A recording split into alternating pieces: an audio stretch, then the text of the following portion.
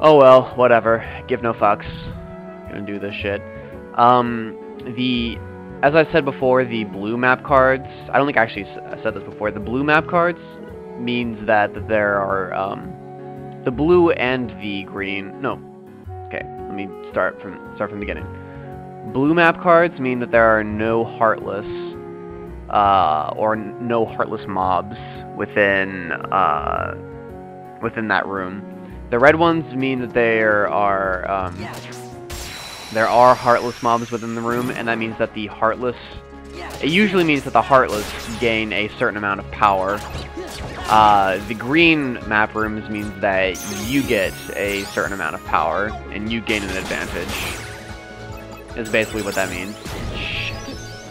Forgot about those bastards. There we go. Fuck it, bitch. Get some experience. Oh yeah, I leveled up. Look at that. Alright, so every single time that you level up, you have the option of choosing between an HP bonus, a CP bonus, and the CP means card points, and card points are used to build your quote-unquote deck, and I'll actually explain that once we get there. And, or, if it's available, a new slate.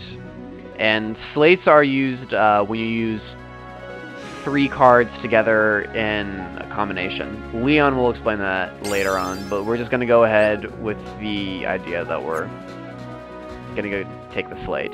Because usually, every single time that a slate appears, you want to take it. That way, you get the more powerful slates later on. So, yeah. Basically, I just kind of jumped in. Okay, so this is the start menu. And what we can do is review and edit our decks. So, when you're constructing your deck, I mean, obviously that's kind of important because, you know, your deck is kind of, like, important. It limits you on the amount and power of cards that you can use with card points. Each card has a certain amount of card points, and some cards have higher card points than others, and you have to go under the limit. And right now I have 275 card points, so I have to go under that limit. This has a CP of 19, so I can fit it in here. Let me throw it right there. Yeah, there we go. That's fine, I can do that. And you can also do shortcuts, actually. What I'm gonna do that. Yeah, that's fine. There we go. So yeah, now we can also set shortcuts, and basically instead of sorting through your deck to find a certain card, you can just press a button and you automatically go to that part of the deck. So what I'm gonna do is I'm gonna go straight to the HP, because that's right next to the 0 and everything, and that's, you know, important. You'll see why that's important later. World map. Okay, here we go. So, within each world this is your basic layout of the world, and each world is, you know, is made up of a bunch of rooms. And what you do is you keep on creating rooms and going through each room until you get to the room that you use. That's that special card I was talking about, the Key of Beginnings. You use that special card in order to advance the plot. And once you use 3 of those cards, then you get to the final boss, and you defeat that boss, and you finish the world, and you keep going. So that's basically how this works, I guess you could say. Derp to derp. I'm just explaining so much, but hopefully you guys will get it as I actually, you know, play through the game. You'll understand what's going on. Alright, so that's going to confuse him while I am able to... There we go. Kick the shit out of him. Bam. Bitches and hoes. Alright, so we got a meeting ground. Meeting ground is actually really, really useful in the upcoming worlds that I'm going to be doing. So, I'll explain why that's so important when the time comes. Alright, there we go. It's typically best to get rid of the enemies that produce the highest number of cards. And Leon will also explain why that's so important later. There we go. Black room. Racist room, derp. Oh, sweet! Those things can also drop cards as well. Sweet. Kingdom key. Can I fit this? I'm pretty sure I can fit this in somewhere.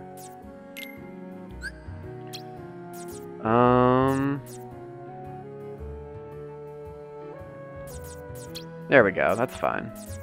I think that works. That'll just fit right in.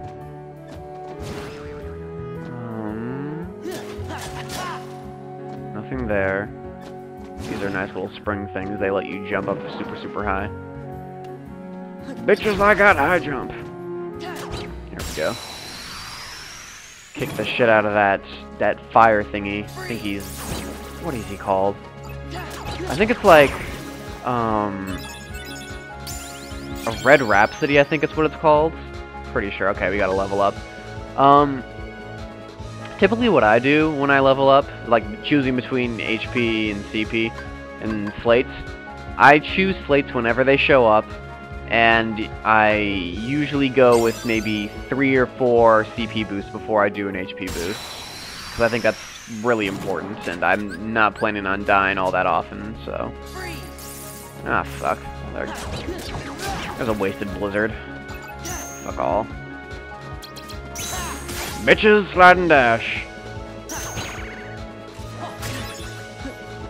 Alright, there we go. That won't be broken. Alright, that's good.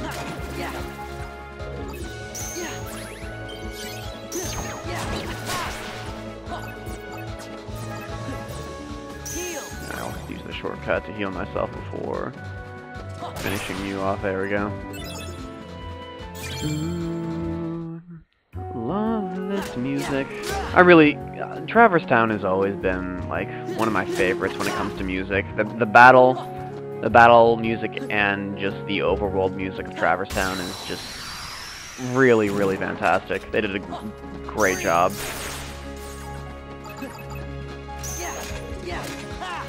There we go.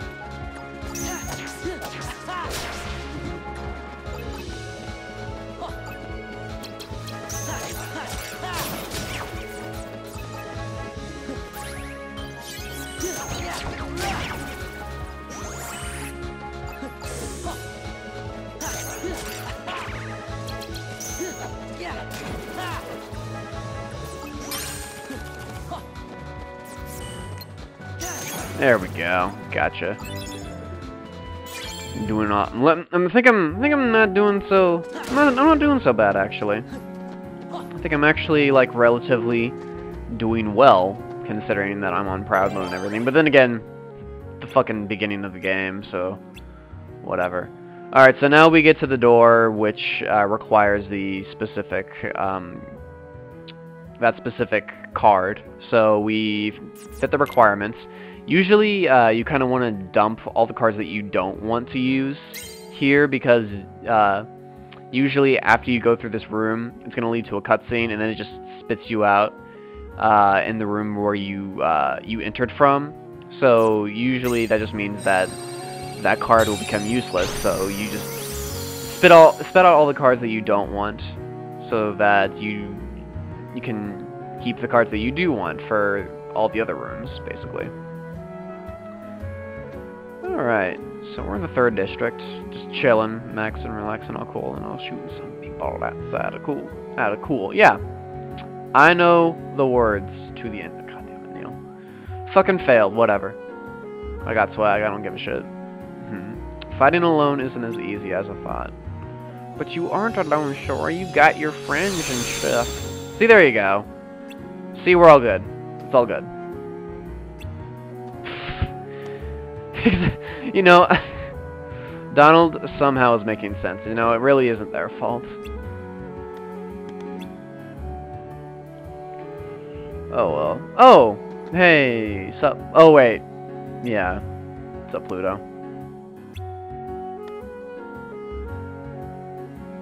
No, we did not come to Traverse Town with Pluto. You guys keep forgetting you just left Pluto out there and you didn't get the message from him. Fucking plot holes. Derp.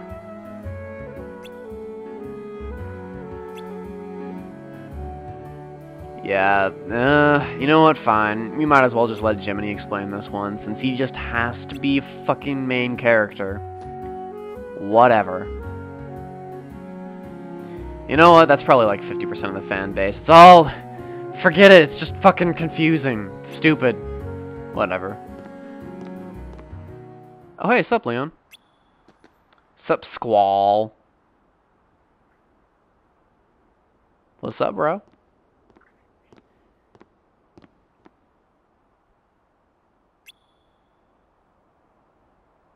This is Traverse Town, bro.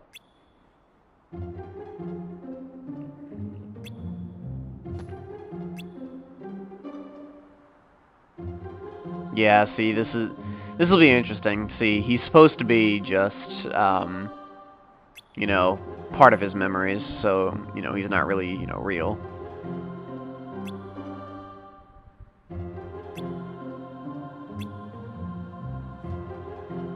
No, he does not.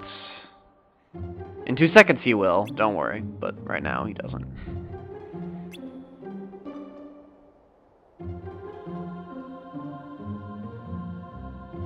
Ah, see, he does know us. He does know our names.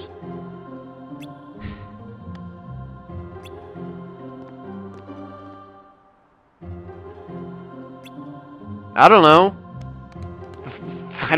You fucking tell us, dude. You're the one who said our name. Derp. Yep, see, he knows. He knows. He knows.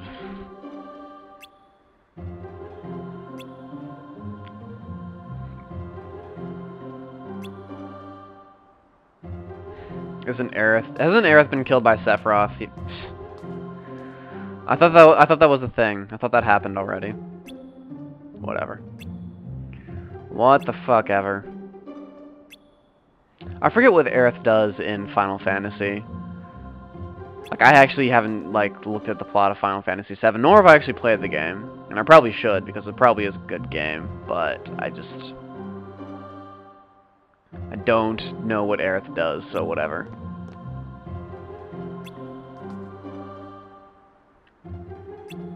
Yeah, see, they know us, they just don't know how. And nor do we somehow, but we'll understand in a little bit, don't worry. It's all good. It's all good.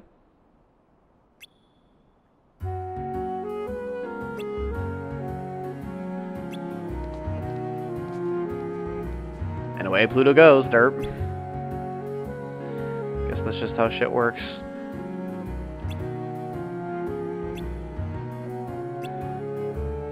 Alright, here we go. Leon's gonna basically give us a more advanced combat training deal. So yeah, we're gonna learn a lot more shit. So he's gonna give us the so yeah, we have numbers on all our cards. The higher numbers mean the stronger means a stronger card.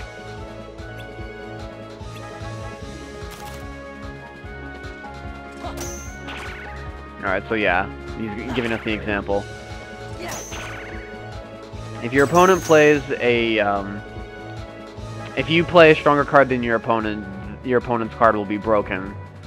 And if your opponent plays a stronger card than you, then your card will be broken. Card break, yeah. And yeah, exactly.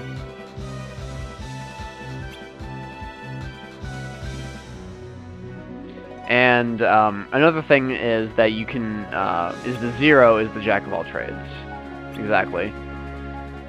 You can break anything with a zero, no matter what the value is, but you can break a zero with anything if it's played first. So what you want to use, what you want to do is use the zero as a defensive means, and only use it when your opponent is playing something that's just you can't break using normal cards. Alright, now he's gonna. Okay, here we go. This is basically how slates come into play. Slates require you to stock 2 or 3 cards together, and they have to have a certain card value in order for them to be activated. But when you stock the cards together to just form a you know, a normal combo, the value of your cards is the combined value of the numbers. So that's kind of how where zeros come into a big important deal, because later down the line your opponents are going to be using slates with really high numbers, so you either have to use slates with higher numbers as them or a zero to break them.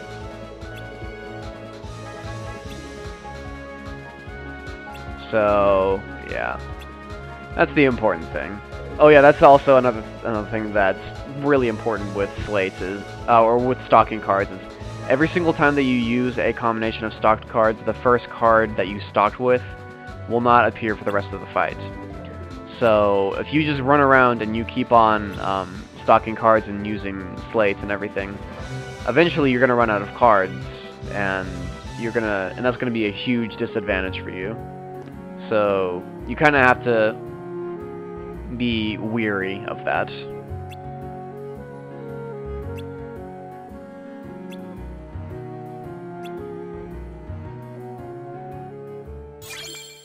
Woo! Simba card. Fuck yeah. And the Key of Guidance. And that's the next key to the to advancing the plot.